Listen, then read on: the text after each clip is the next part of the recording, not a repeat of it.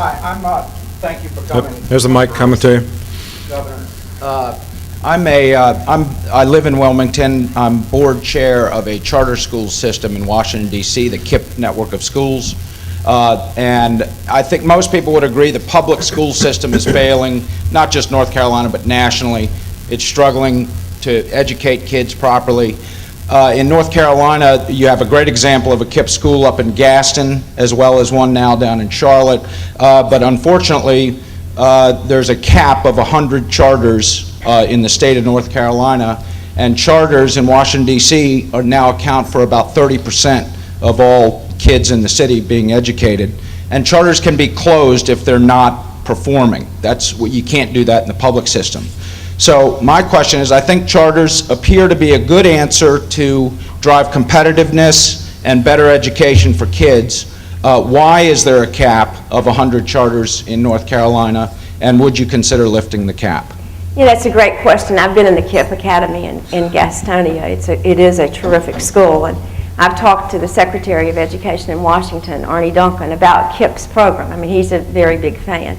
North Carolina, you all, has just gotten, we're one of the finalists, one of the 16 finalists in the country for our Race to the Top application. That's the federal grant program. And in the initial criteria for that program, as you know, there was a mandate that you had to be able to provide, it seemed to be unlimited charters. And we began to figure out that North Carolina's public school system has much more innovation than just charters.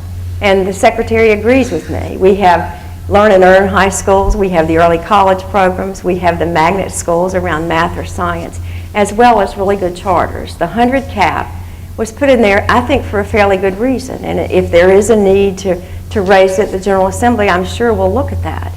But we have a very strong closure policy in North Carolina on charters. They're part of the public school system, but they're non-traditional public schools.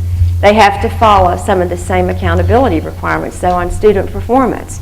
And we've had the data over and over that several of our charters don't produce what they said they were going to produce. In fact, kids go backwards. For the same reason as we've taken over Halifax Public School in northeastern North Carolina, the first time in the history of the state, the school was just abysmal. It was just failing the whole system. So the state is working there and managing it. For the same reason, we've closed the charters that don't work well. We have never reached the 100 cap in the history of charters. So if there's a need, I figure we'll do it.